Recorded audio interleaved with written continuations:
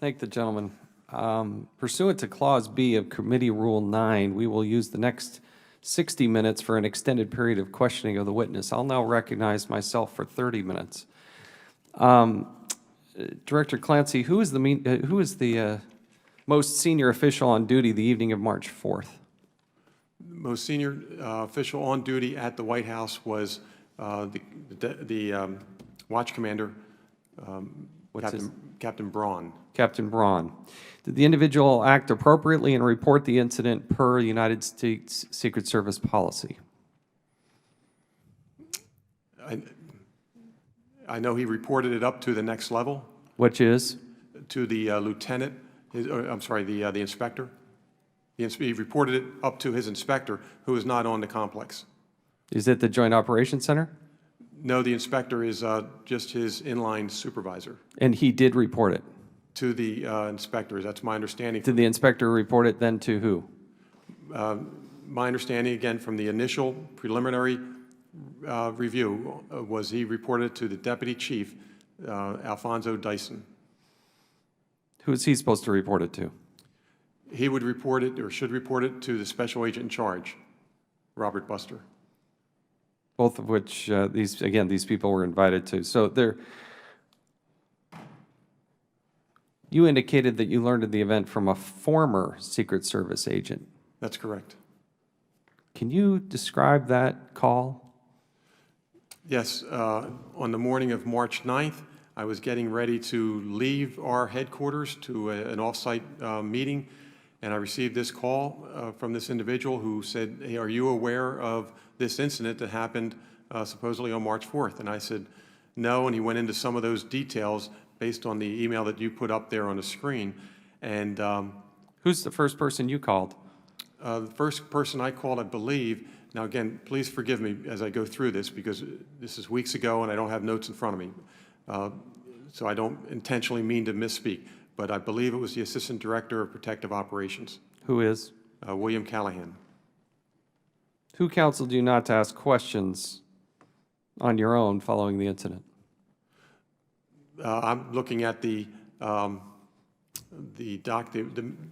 management director from Homeland Security regarding the OIG investigations. Who is that? No, I'm sorry, the management directorate. It's a memorandum with the Department of Homeland Security. Who did you consult with to make this decision that you couldn't ask any questions? I don't know if I spoke to Res Security, professional, the Office of Professional Responsibility, and I think they described the process. Did you consult with Homeland Security? Not other than advising them of this incident. I didn't consult with them in terms of what I could investigate. Who in your chain of command is ultimately responsible for briefing you about security threats around the complex? The Assistant Director of Protective Operations. When did you know that there was an assault on one of your officers? The evening of March 4th, I would have received that alert via email, and I believe they called me as well. They typically call as well. So you knew that there was an assault on your officer that night. What'd you do? No, I knew that there was a suspicious package, and I'd have to go back to the PIOC alert, but there was an altercation with an officer. That's and you routine. They happen almost, I wouldn't say every day, but that's a routine event at the White House complex. Should that have triggered the saving of the videos? It would have, the fact that there was a suspicious package would have triggered saving videos. Assault on one of your officers, does that trigger? Yes, that would have as well. It was one and the same. It was the same incident. Well, they're two different incidents, but what period of time is reasonable before and after that altercation should they have saved the videos? I would say within, once things settled down, they would call that evening before the shift, certainly before the shift was over.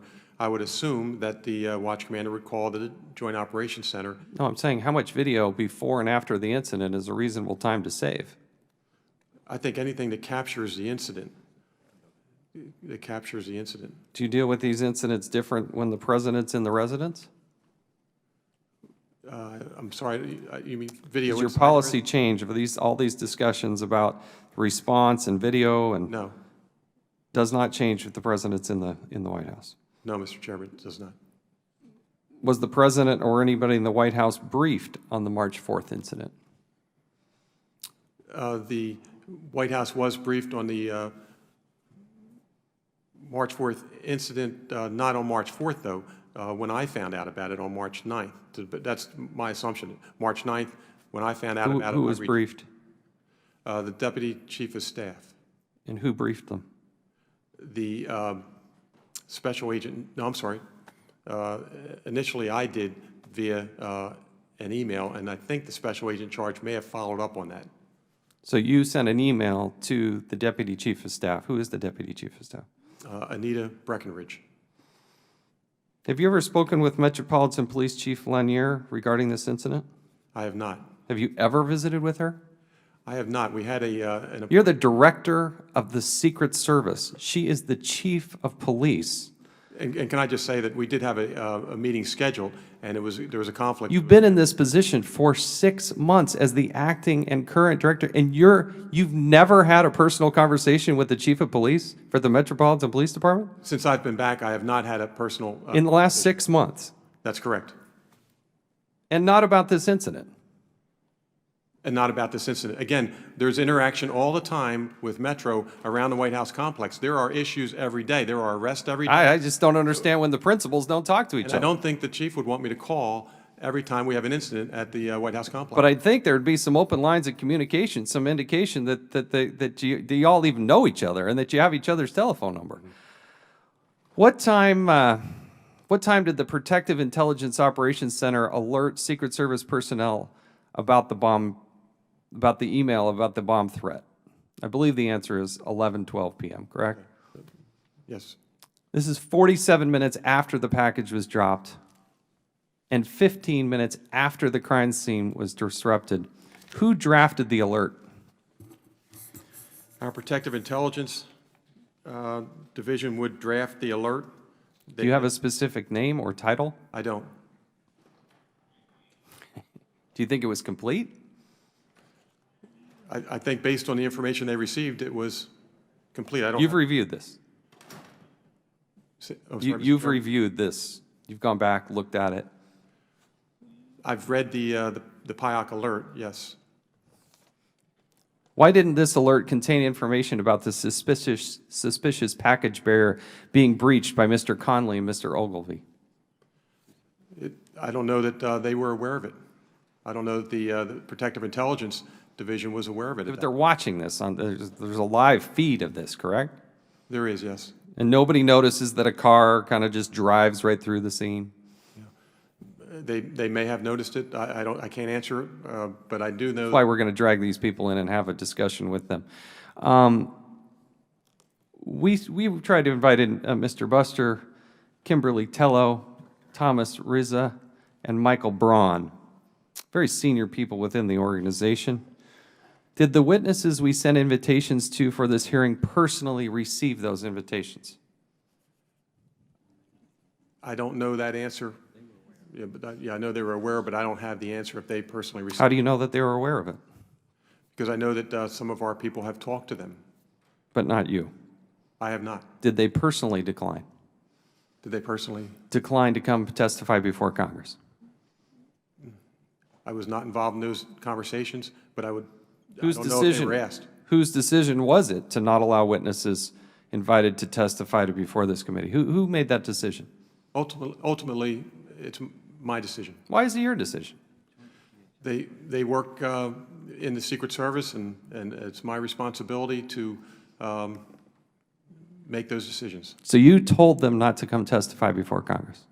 I didn't specifically tell them through our staffs. I said, working with the department, that we would not provide them in this open hearing. Why? Again, I was focused on this open hearing, and I didn't think it was proper to have them in an open hearing giving testimony, which would, as we've heard today, the morale in the Secret Service among many people is not where it should be. And as we bring out... Are you concerned that it would have been embarrassing? I'm concerned that some of the information that would have been released would have generated a lot more conversation within the ranks, and they would have said, well, if those four were brought up, why didn't we have others, or why were they representatives, or their story doesn't sound right. It might taint others that have to be investigated or interviewed. So there's a number of things that would have occurred. So instead of transparency, you opted for just keep it close to the vest and don't provide that transparency, correct? No, I wanted, again, You wanted one filter point. I wanted the Office of Inspector General to give them. We'll go back to the conversation that we had. Did you or your staff have any conversations with any White House officials regarding their appearance? With the White, no. You had no conversations with anybody at the White House? No, my conversations were with, actually it was through my staff with the Department of Homeland Security. Who at the Department of Homeland Security? I can't answer who at the Department. Was it Mr. Mayorkas? No, I did not speak to Mr. Mayorkas regarding. Will you give us the answer to that later? I'll research that, yes. When will you give us that answer? We should be able to get that this afternoon, I would assume, yes. Thank you, that would be great.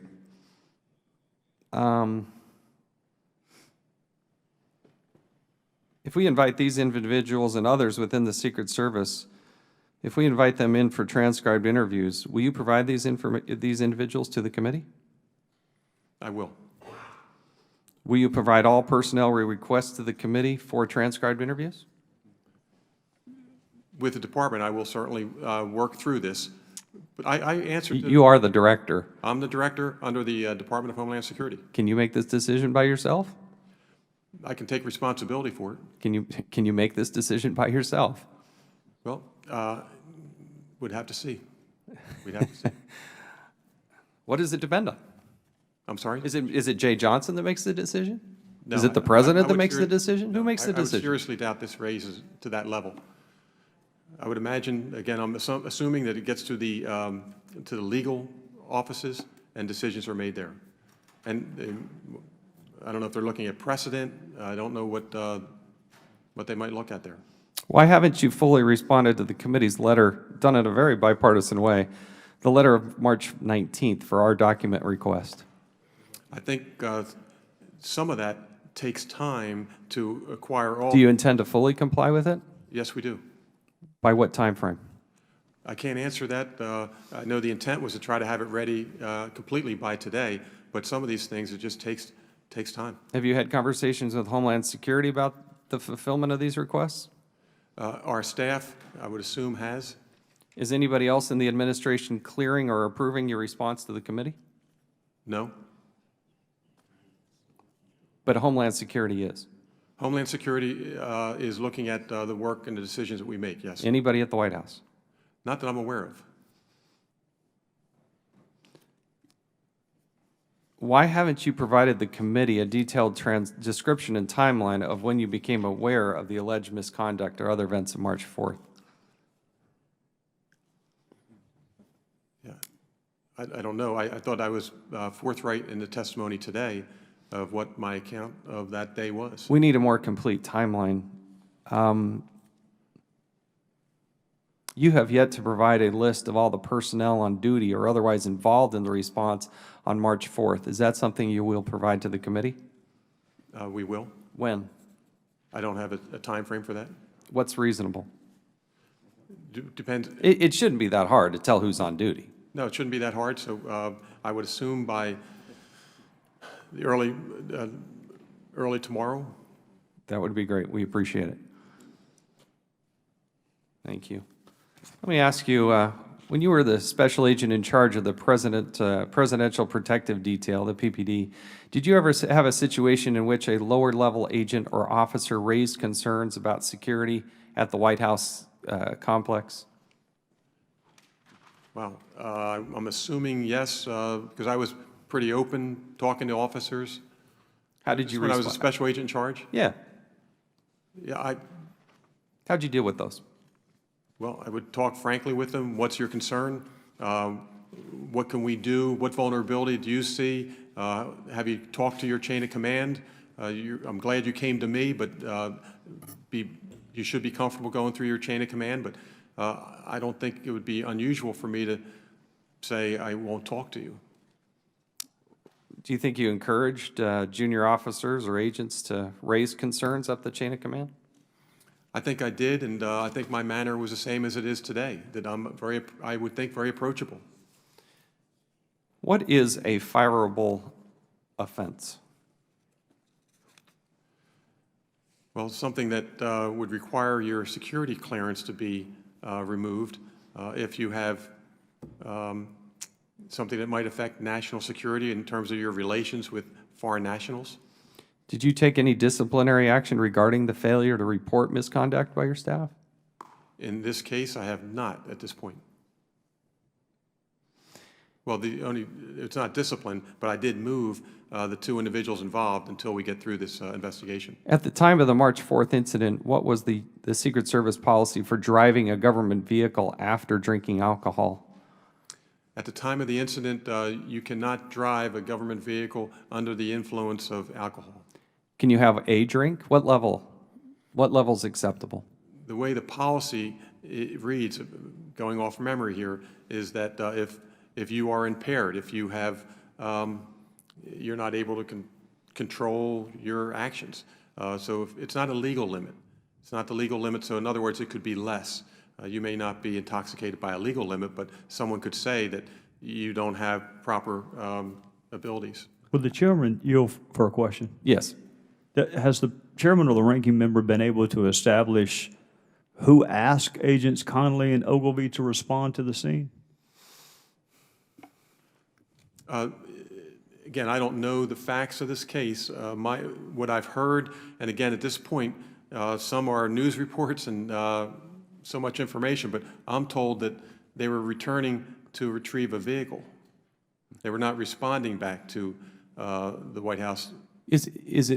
Can you determine somebody's level of intoxication based on a phone call? I don't think so. Do you know how many people attended the retirement party of March 4th? I do not.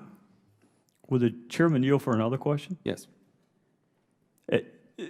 Director, I'm trying to understand this dichotomy between the Inspector General and you. Does the Inspector General have jurisdiction to issue subpoenas to people outside the Secret Service? Yeah, I don't know that answer, sir. Does the Inspector General have jurisdiction to interview former agents? I'm assuming he can ask their private citizens. But the answer might very well be different, right? Different in which way, sir? Different from a current agent than a former agent. Yes. You can't discipline a former agent. You're absolutely Does the Inspector General have the power to subpoena, say, surveillance video or credit card receipts from a bar, hypothetically, where a retirement party may have taken place? Yes. So the Inspector General does have subpoena power. Yeah, my understanding is they do. My understanding is they're 1811s, they're investigators. Well, my understanding was that they had less power than even you would have to investigate your own folks, which is why I'm kind of wondering, and I'm sure the chairman's headed there, why you would stand down your investigation of agents in lieu of the Inspector General, who has no authority over former agents at all. Yeah, I may be wrong on that in terms of the subpoena power, but I believe they are investigators, and we can confirm that. And also looking at the management directive from the Department of Homeland Security specifically says that you have to stand down with your investigation. Let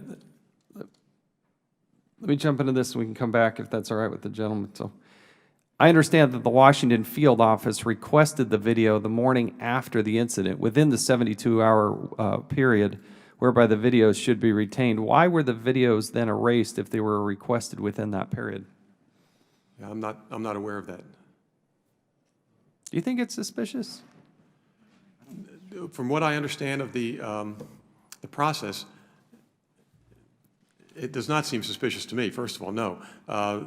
You can argue that loop every 72 hours. You can argue that that's not enough, but we're not in the position where we intentionally delete film. It's a matter of just selecting what you think is pertinent to the incident. And by the way, the Washington field office request is something that you actually did produce to this committee, but how many different videos or angles have you reviewed? I'd say the same, well, I'd say including the lady who, yeah, I'd say 3, 4, I don't know. I know there were 5 clips, Right. so there may have been 5 views. Very similar. When did you first get to see the videos? Again, the days, I don't know when the days are. I know I saw it Kind of important. before you saw it. I wanted to see what we were going to present to your committee. By the way, the timeline, Thursday, March 5th, 10:40 a.m., WFO requests a copy of the surveillance video recording of the incident is where this comes from.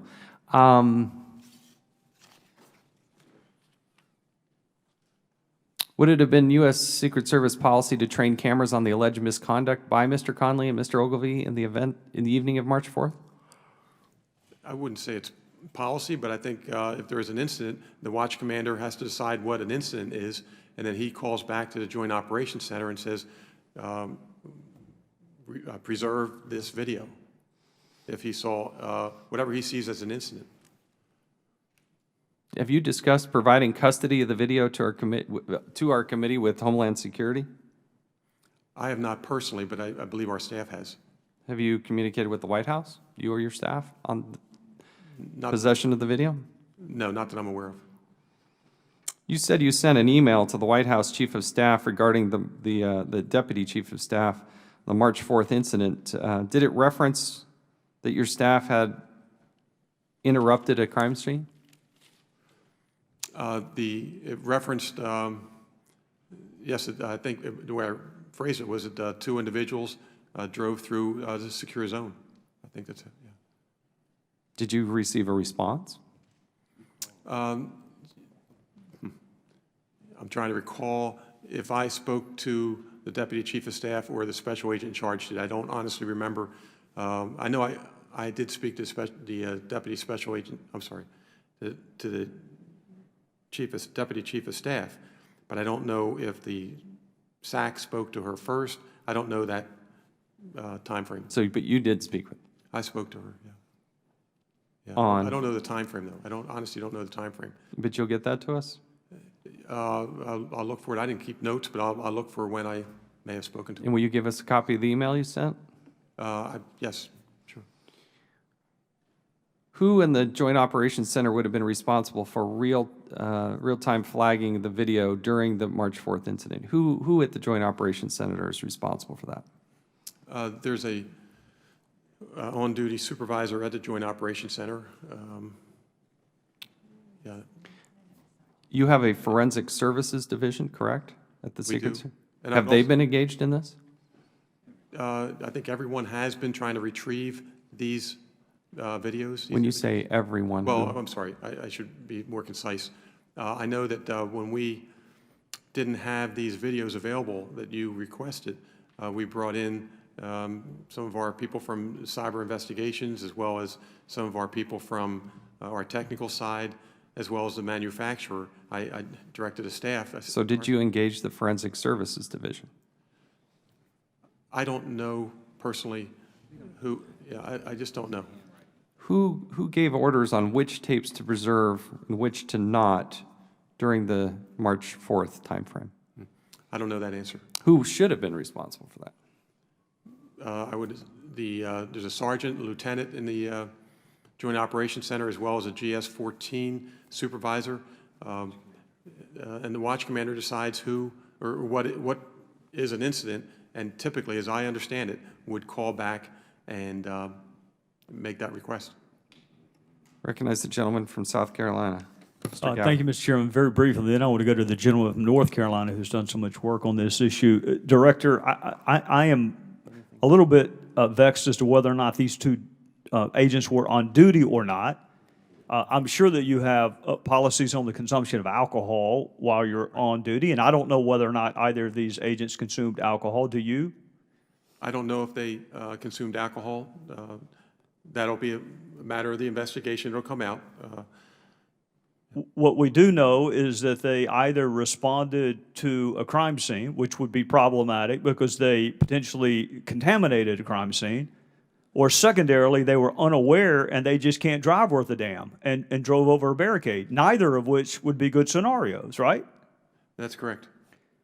I continue, and then I want to go to the general of North Carolina. I continue honestly to not understand this desire/willingness of government agencies to stand down for the inspector general and suspend their own internal investigations.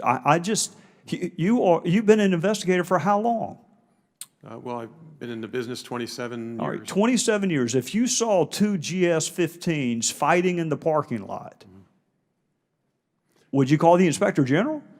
Well, we call the inspector general, and then it's their option whether to take it or give it back to our agency. They could have refused to investigate and give it back to us, but I think, again, in an effort to try to be transparent, and again, I'm required to do that by the Department of Homeland Security's memorandum. But if there were an ongoing theft, just an ongoing theft of say, a vending machine at your headquarters, you wouldn't call the inspector general, wouldn't you interrupt that theft? Yeah, that one would not be required because it's not a GS-15. What if it were a GS-15? If it's a GS-15, we could notify the OIG, and then they could make a decision on.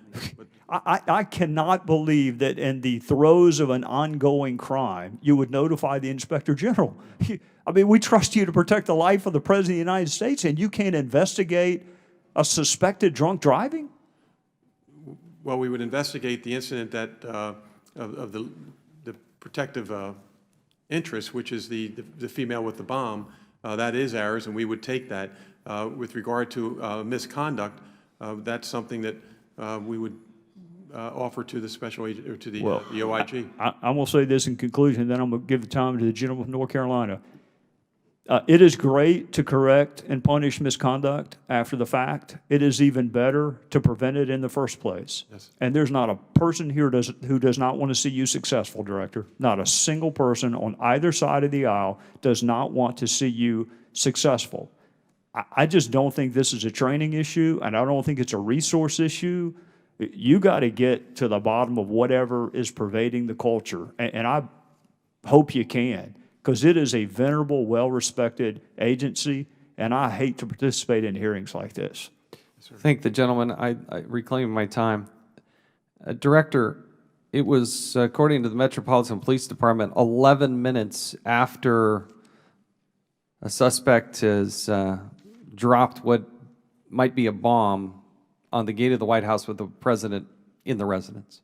It takes 11 minutes to call Metro Police Department. Why does it take so long? Yeah, I don't know the answer. But how do you not know? This is what's so infuriating. You're the director of the Secret Service. It's almost 3 weeks after the incident, and you don't know why it takes 11 minutes to pick up the phone and say, hey, Metro Police Department, we got a problem down here. We need your help. It takes 27 minutes to secure the scene. 27 minutes. What if it was a real bomb? What if it was a real bomb? Yeah. Mr. Chairman, I've been at the White House complex when we have cordoned off areas, when we have secured zones, and it happens very rapidly from my But this didn't, and this is the most recent example. Why didn't it happen? I don't know. Who are you holding accountable? Well, we're going to wait. We're not going to. You're going to wait. That's the problem. We're going to wait and not. That's the problem. We're going to wait. Yes. That's the problem. Yeah. That's the problem. It took you 30 minutes to be on the lookout for a woman who dropped a package at the White House and said, this is a bomb. I want her taken down. I want a net to go over that city. I want her in custody immediately. You take 11 minutes to call Metro Police Department. You take 27 minutes to secure the area, and you take 30 minutes to say, hey, we got a problem here. You get an officer behind the right car, and they get waved off. They didn't pull them over. You said you had the license plate number. We spent millions of dollars building a video capability. Somebody can't push rewind and go see what that car make, model, and license plate is? Don't we trust that officer who has that person in their sight and say, go ahead and pull them over until we clear this up. But no, that's not what happened. Then you go out to Virginia, you find the person, and the agents say, well, we can't really arrest this person. This is somebody who had already come in contact with us. And the problem is, you're still waiting. We're not playing games. This is the life, safety, and security of the President of the United States and the White House. Don't let anybody get in that gate. And when they come to the gate and they've got a bomb and they say they have a bomb, believe them. Take them down. Take them down. That's what I want to see. I want to see determination. I want those officers and those agents to know we got their back. You take those people down. You do not let that happen. This is the United States of America. The threat is real, but I don't feel it. I don't see it, and it's unacceptable. Time's expired. Yield to the gentleman from Maryland. Thank you very much, Mr. Chairman. Mr. Clancy, I want to just go back for a few minutes. Because when all the dust settles, the question is, when all the dust settles, is the President of the United States and his family and all the other protectees safe? The President, the White House, the First Family is safe. Absolutely. And tell us why you say that. I've protected 4 presidents. 4 presidents who apparently respect the work that I've done. I've directly protected presidents. I know what it takes to protect presidents and their families. And I know that we are not a perfect agency. And this is not a perfect science.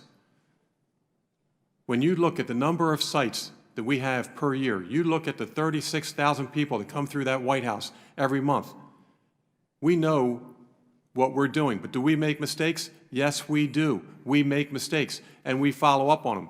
Our mistakes, compared to the number of visits that we have throughout a year, 5,700 sites in 1 year, we've got a pretty good track record. Doesn't mean that we've got a problem here. Definitely have a problem. We're going to fix it. But it's not that all of our practices are off or all of our foundation is bad.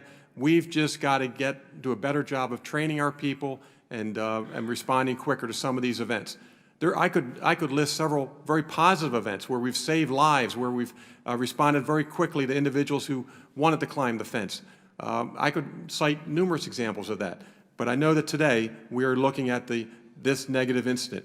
But I'm confident that because of the good work that's being done by the vast majority of our people, that the President is safe, the First Family is safe, and the White House is safe. But it's not an easy task. It's a challenge in an urban environment. A little earlier, I said that when I looked at the memo, the email, the anonymous email, that it made me realize that, or believe, that we had an agency in war with itself. Yes. You understand why I say that? Yes, there's conflict within the agency. Yeah, the idea that someone would even create the email, would create it, put it out there. Let's assume it's not true. That makes it even worse. Right. To put it out there. You know, there used to be when I was a kid, there was a saying that said, when 2 elephants fight, the ground suffers. And the point is that when people are involved in conflict, and that's distracting, I know that's from the mission. Yes. That's a problem. Would you agree? Absolutely. Just the idea that somebody would put that out there. It's a reflection on all of us that that there's not enough trust within the agency, that you can't bring things up through the agency. Somehow we've got to regain that trust. So you, rather than going out and doing an anonymous email, bring it to someone's attention. And again, we have so many avenues that we've created so that you can do that even outside your chain of command. Use these hotlines and ombudsman, and or call me directly. I've had people directly contact me with issues that they have, and then I've followed up on them. But to the workforce that's listening today, if you're not getting results, contact me so that we can get results. What is the, I think one of the things that becomes frustrating for a lot of us up here is something I said to you a little bit earlier. It's one thing when you have one incident here, then maybe 2 years go by and you have a little incident there. But when you see them, they just keep coming, keep coming, keep coming. That's when you move into that zone of culture. Yes. And it seems like the problems, because they keep coming, it seems like we're not maybe digging down deep enough to try to get to that ongoing situation. Now, hold that point. Let me go to number 2. And with that, one of the things you also talked about, and Congresswoman Eleanor Holmes Norton talked about, was this overtime and the fact that people can't even get a day off and all that, and all of that. And I'm sure that plays a role. But help us try to understand how you see it. I mean, you got to be sitting there scratching your head saying, okay, it's one thing after another. Am I digging deep enough to get to the problems? What else do I have to do? I mean, when you look at all that you've seen, what I'm sure you see some daylight at the end. The question is, how do you see yourself getting to that daylight? And when I say that daylight, I mean bringing the agency back to the level of integrity that it once held. And how do you do that? I mean, how do you see yourself doing it? And can you see yourself accomplishing that? I'm trying to stay the course. I'm trying to stay the course of what we've started 30 days ago when I was named the director. As an acting director, yeah, you do some things, you make some changes, but you're not the permanent director. And to be honest with you, I thought if they brought in someone else, they'd want to bring in their own team, bring in their own restructuring, and I didn't want to step too far out until I was the director. And now that in the last 30 days, I want to stay this course of trying to do all we can to hire this staffing. That's the biggest issue we have. And I admit there's other issues we've got to work on with the way we've handled this incident.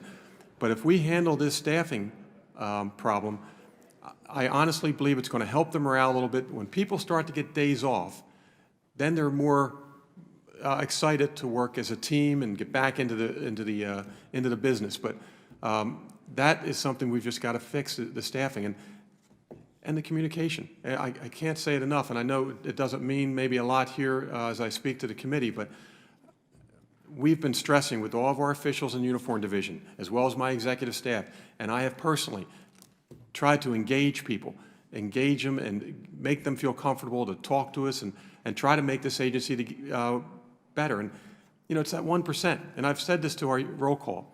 It's the 1% that's tearing down the 99%, and it's that 99% who's got to stand up to that 1%. And, that's what I'm asking our workforce to do. If you see someone starting to go south on their professional or personal conduct, then that 99% has got to straighten it out. That person in that vicinity has got to grab that individual and say, hey, that's not what we do. And somehow I need the help of the workforce too. And besides the supervisors, I need the help of the workforce to stand up for that agency and make it the way it was so many years ago. And one last thing, I know I'm talking too much here, but again, we're talking about some very negative things here, but there are so many wonderful, wonderful agents and officers, APTs, professional people. I'm sorry. No, I agree with you. They're great agents, and I've talked to a number of them. And matter of fact, I had one visit with me not long ago, and this was an agent who has been around for a good while. As a matter of fact, he's about to retire, but he really wanted to make sure that the agency got back to that place that I just talked about. And the reason why I ask you these questions is because, you know, I'm trying to figure out, can we, I mean, it seems as if some people probably have to go. And do you understand that? That there may be some people who maybe this is not where they need to be. Right. Or maybe they're good people, but it doesn't mean that they're necessarily good for this agency. Right. And so, I mean, how do you make those determinations? I mean, how do you come to that? How do you come to those kind of decisions?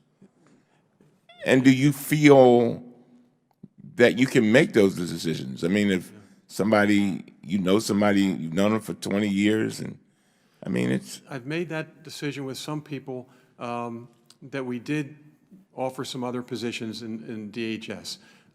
Again, good people, but I wanted this fresh look and this aggressive work that we need to have done on the upper levels. If we can set a tone, at the upper levels, that's going to filter down not only the work ethic, but the professionalism, but also the this idea of trust. You know, I'm a great believer in trust. You know, you've got to try to through your actions, gain trust of people, and I think we just have to it's going to take time, but I'm not giving up. You know, it's going to take time, but we're going to have to just keep working through it. Now, Chief Lanier told the committee that 30 minutes was a quick time response. Do you see that as quick, 30 minutes? I don't know. I can't evaluate the chief's force, but ideally, you know, we want them there as soon as possible. We have our own people on the complex, but is there a bomb expert inside? Inside the complex, but not for the metropolitan streets, not for the district. But inside the White House? It's actually in the, I believe it's in the NEOB, the new executive office building, so they can respond within minutes. Okay. Now, a question also came up with regard to the IG, and according to the code, the IG does have the IG is authorized to require by subpoena the production of all information, documents, reports, answers, records, accounts, papers, and other data. Did you know that? Were you aware of that? I made an assumption, and to answer to an earlier question, I thought that they could, yes. They're 1811s. Yeah, I just want to make sure that we were Thank you. clear on that. Now, tell me, describe your relationship between the Secret Service and the Metropolitan Police Department. Well, with our Washington field office, the agent in charge of the Washington field office, they work very closely with the Metropolitan Police Department. And I can see it myself as I walk around the White House, as we have protesters and incidents at the White House. They're very responsive. I can see them in force. It's actually very comforting as just maybe it was a week ago, 2 weeks ago, I walked down there. It was St. Patrick's Sunday, I think. I walked around, or that weekend, and we had a St. Patrick's Day parade, and there was a Syrian protest group, and there was a large crowd on the north fence line, and Metropolitan Police was there offering a lot of support. And I remember talking to some of the officers as I walked around. In my view, it's much better than it was from years ago. So I think that the relationship is very strong, but their support has been very, very helpful to us, and I think there's a very good relationship. And what has the communications been? How has that been between your agency and theirs? Well, at the level with the Washington field office, it's been very good. But to the chairman's point, I agree that I should have made more of an effort to meet with the Commissioner Lanier. Do you plan to do that anytime soon? I do. It's scheduled for, it may be next week. I can't remember off the top of my head, but I know that it had been canceled. And then we had another event that we were going to have a tabletop exercise, and that had to be canceled. So we've missed a couple of opportunities, but that's on me. I should have made more of an effort to reach out to the chief. Now, going back to the incidents of March 4th, I understand what you were saying when you said that you were concerned. You turned this investigation over to the IG. Do you think your agency, if you had the authority, could have done the investigation? Absolutely. I think we could have done it much faster. I think we would have worked. Again, I don't want to cast judgment on the OIG. I'm sure they're doing a very good, thorough job, and that's why we gave it to them. But we would have worked on this very quickly. But I didn't want that view. The concern was that it's a service taking over their investigation of their people, and then I just didn't want to take that chance. And again, I'm sorry. Well, I'm required to give it to the OIG. Yeah, I understand that. But as I mean, I've heard you say this many times. Yes. About, being concerned about, first of all, you had a duty to do it, but putting that aside, this idea of the perception. Yes. Well, talk about that for a minute. The perception that if you had gotten involved, because I've heard you say this now at least 5 or 6 times. I just wanted to be as transparent. Maybe the best example I can give you is I know many members wanted an outsider in this position so that that outsider could make decisions. Well, so here we have this incident, and I've reached to an outsider to investigate it. And now I'm being told that it should have been an insider, us, to do it. So, I'm trying to be transparent here. I admit that being new in the role, that there's a lot for me to learn, and I'm going to learn from my mistakes. But I did want to be transparent. I just didn't want to have any indication that we were tainting the investigation. And that's why, again, right or wrong, I compartmentalized things and said, okay, the OIG's got it. Let me focus on the protection of the White House today and tomorrow and future trips, and the First Lady who's making a trip overseas. And there are so many other issues and threats that are coming in. And this is my 3rd hearing, and then I had the closed hearing too. And as you can imagine, that takes a considerable amount of time from some of my other duties that I'm concerned, that are in the future here. And I've got to focus on these, like the Pope's visit and the campaign. These are things that I should be looking at now in advance to make sure that we don't go down the wrong path. And again, it's on us. We put ourselves in this position. I realize that. But it's taken a considerable amount of my time to look back when I was content at this point to let the OIG do that investigation, so I had hoped to be able to focus on the protection today and our future events. I told you that one of my concerns all along here is that, and I think you are getting a feel that is probably the concerns of a number of us, is that in the process of waiting for the OIG to come back with their findings, recommendations, and what have you, that the president still has to be safe. Yes. And a lot of the concern went to if there are things that may be, could be threatening to the safety and welfare of the president and the family and all the others that you protect, whether while we're waiting, something could not be happening. Now, let me finish. You had mentioned to me, you had told us that you were going to go back a few days ago to the IG and be in contact with them as to things that they could let you know that would allow you, if they deemed it serious enough, to be able to act with regard to disciplinary issues. Did you have that conversation? I did not have a second conversation with the OIG. I will say that as a result of what I do know here, where these agents drove through the secure zone, we had our assistant director for training. We gave him the task of going back out and looking at our model for incident commands. What do we do when we have an incident like this? Are we securing the zone properly? Is the communication done properly?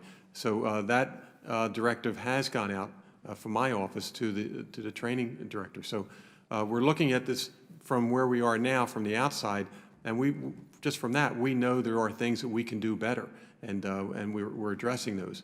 The piece that's missing primarily is the accountability piece, and that comes when we get the definitive facts that come through.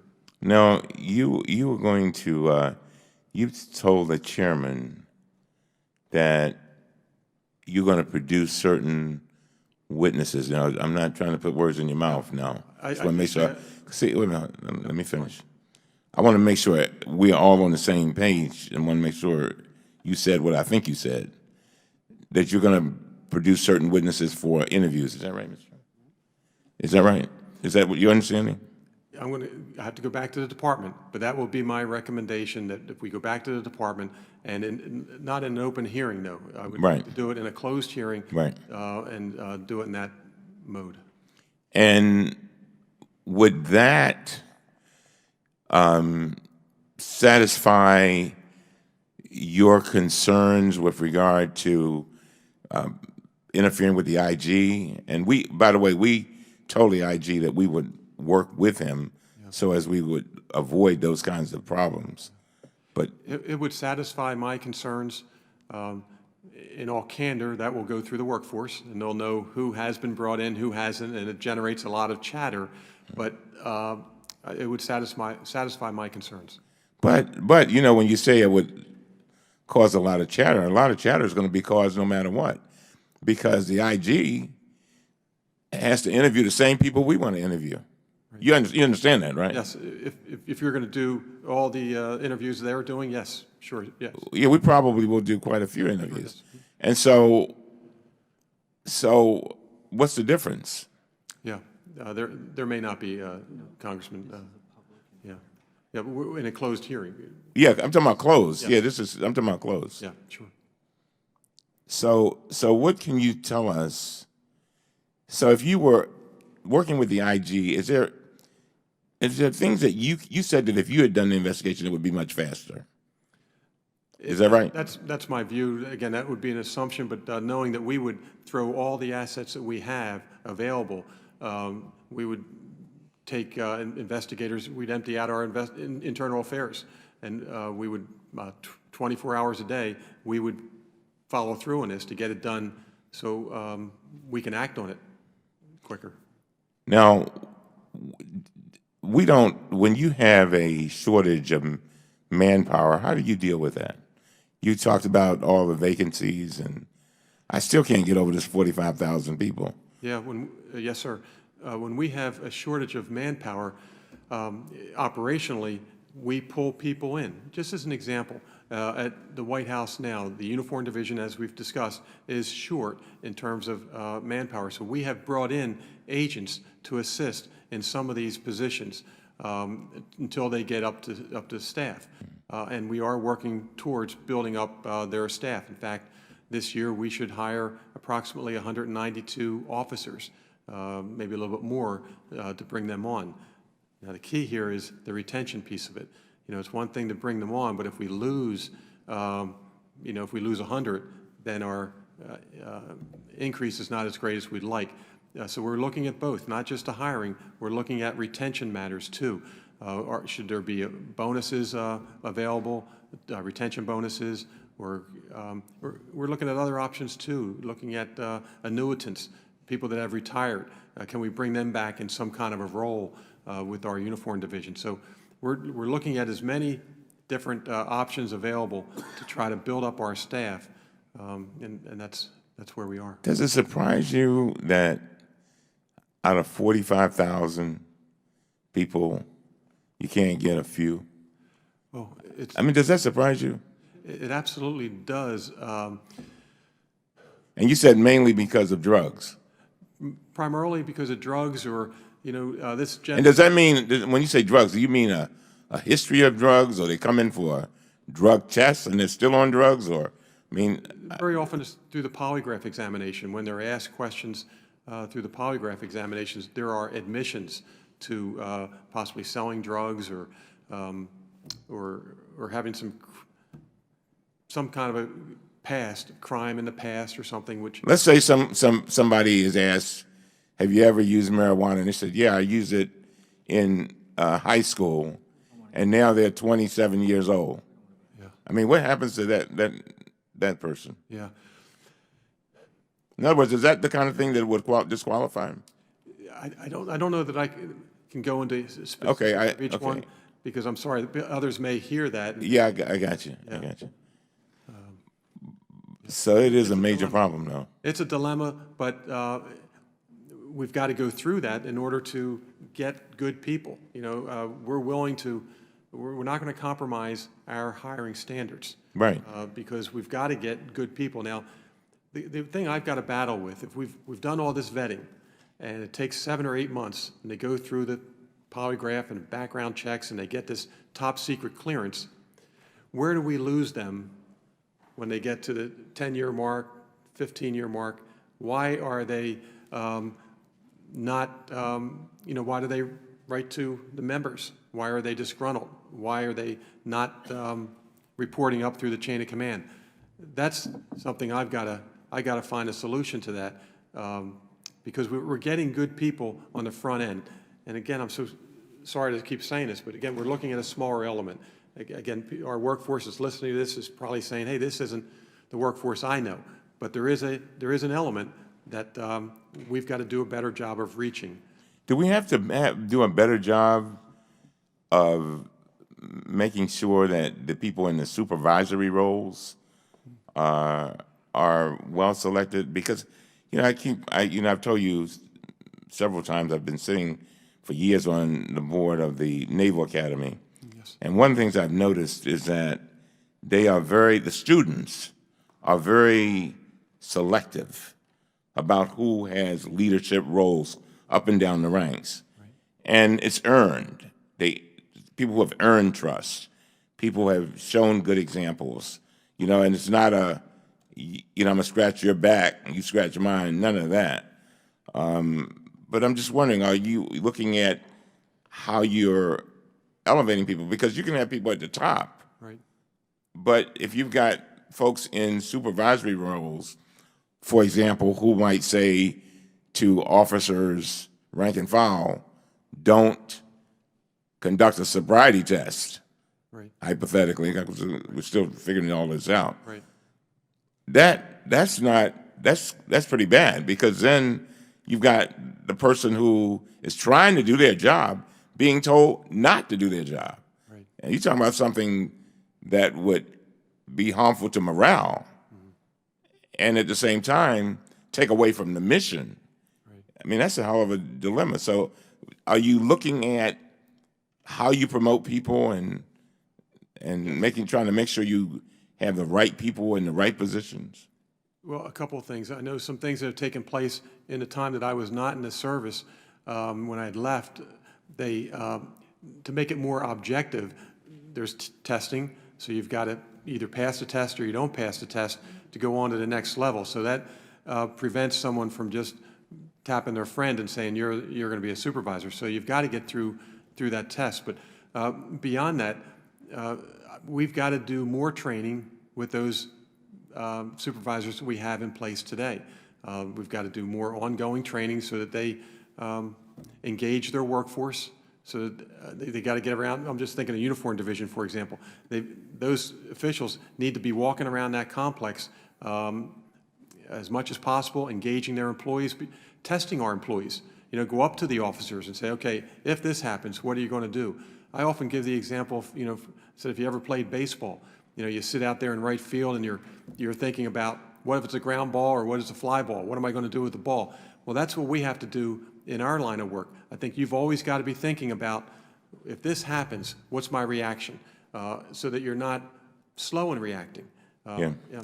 Well, my time is running out, but let me say that, first of all, to the men and women of the Secret Service, I want to thank them for what they do. And I've watched them whenever they are around. And I mean, I've just seen phenomenal professionalism. But when these things happen, you're right, it just takes away from all of those folks who are doing a great job. Right. And I'm hoping that they will accept your directions, and that is that if there are people who are not doing the right things, that they themselves will weed them out.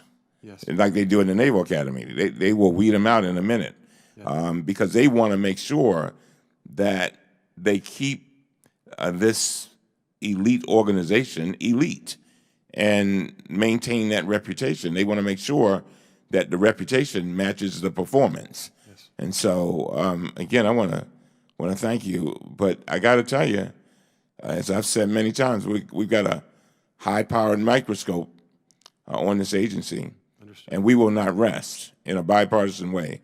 We will not rest until we get back to where we need to be. Thank you, Mr. Chairman. Now recognize the gentleman from Georgia, Mr. Carter, for 5 minutes. Thank you, Mr. Chairman. Mr. Clancy, thank you for being here. We appreciate this very much. I want to reiterate what Representative Cowdy said earlier, and that is that we all want to see you succeed. We do. We truly, sincerely, bipartisanly, we want to see you succeed, and we hope that you'll do that. Unfortunately, off to a bad start. Yes, sir. And then that happens, okay? Let me ask you something. When your agency hires a new employee, can you tell me what the process, or how much time it usually takes when you hire a new employee, the amount of time? Well, to go through the hiring process, it's approximately 7 months, 7 or 8 months. We've cut it down. It was longer up till about a year ago, but we've cut it down to about 7 or 8 months. And then once we get them on board, they go through training for 7 months. We send them down to Georgia for 3.5 months of training down at the Federal Law Enforcement Training Center. By the way, that's in my district. Thank you very much. It's a great facility. I know it's grown up quite a bit since I've been down there, but they get excellent training down there in basic law enforcement training, and then they come up to Washington for more specific training with the related to the Secret Service laws and investigations and protection, and of course our cyber mission. So it's about a 7-month training. Okay, well, how of that 7-month training, and I'm not talking specifically about training, but what about background investigations? How long does that usually take? If and others can correct, or we'll correct the record later if I'm wrong on this, but it was 14 days. Just the entire process takes 7 to 8 months from start to finish. Right. Testing, polygraphs. But the background check, their background check. Yeah, I'm looking specifically for the background check. Yeah, for the background check, the field offices, to the best of my knowledge, is they get 14 days to go and go to your schools and neighborhoods and do that background check. Right. Now, it may have been brought down to 10 days, or that may be discussed. Okay, but recently, has it been adjusted to be less than even that, maybe just 3 days? You know, one of the other members had mentioned that. I'm not aware of that, down to 3 days. I was aware that there was it may go down to 10 days. I'll research that when I go back to see if it dropped down to 3 days, because as you have... Wait. You weren't aware of it. Now, we've got information that says that there was an email sent out that said because you were trying to fill a class for March that you wanted to decrease it to 3 days, but you didn't approve that? No, I don't get involved in at that level, to be candid with you, sir, with how they're... I set the tone with how many classes we want to get. What's the goal? Get 9 classes or 8 classes, and then just fill those classes. I don't know if they brought it down to 3 days. I'm not aware of that. Do you feel like you should get involved? I mean, that seems to me like that's a pretty high management decision, and that's something that you ought to run by the boss. Yeah, well, the requirements stay the same, though. There's somewhat of a checkbox. You have to make sure you talk to so many neighborhood neighbors, so many schools. You have to still do a background check. It's just that your time to do it is condensed. It's not that you can knock off some parts of the background check. Okay, well, let me ask you, in the background check, if you find someone who's got a dual nationality, does that impact whether you hire them or not? A dual nationality, I think you just have, you cannot have dual citizenship. You cannot have dual citizenship. Yeah. But it's my understanding that that did happen during this time that you had the 3-day background check period. That someone was brought in with a dual citizenship? That is my understanding. Okay, I'll check on that. Our staff will check with yours, and we'll follow up on that. I'm not... Okay, I'm just concerned. I mean, it seems to me like when there's an alteration in policy, you know, the one thing that, look, I'm a small business owner, okay, and the one thing I don't like is surprises, and that's all I tell my staff. I believe you surround yourself with good people and you let them go at it, and I admire that, and I think that's good management practice. But at the same time, I don't like surprises. And it would appear to me that going from a 14 or a 10-day background check period to a 3-day, that's a surprise. Yes. Yeah, So- that's a considerable condensing of our hiring process, so we'll definitely follow up on that, and certainly if you would help us with that dual citizenship issue. Okay, back to the dual citizenship. If you do find out they have dual citizenship, then they're ineligible? They have to renounce one of their My citizenships? understanding is, yes, they have to renounce their citizenship. They have to be American citizens. Okay. All right. Well, again, let me reiterate that we want to see you succeed. Yes, sir. And we don't want to see you here, okay? The less we see of you, the better off we are, and the better off you are. Yes, sir. Thank you. Thank you, Congressman. Thank you, Mr. Chairman. I yield back. I thank the gentleman. Listen, on behalf of all of us, please convey to the men and women who do the hard work day in and day out, who are the holidays, weekends, they got the family lives going on, and yet they're asked to continue to perform their duties. Please, I hope they know how much we love them, care for them, and wish them nothing but the best. That's why we go through this process. Part of what makes the United States of America the greatest country on the face of the planet is we are self-critical. Yes, sir. You can't do this type of discussion that we're having in most countries. Yes, sir. And as representatives of the people who care about what you do and how you do it, that's the spirit in which we approach that. And I know you share that as well. So we thank you for your personal service. We thank the men and women for all that they do, and the men and women who are behind you supporting you here today, but probably most importantly back at the office or at home or on the grounds of the White House or wherever it might be. We thank them. So this will continue. We do appreciate it, but the committee stands adjourned.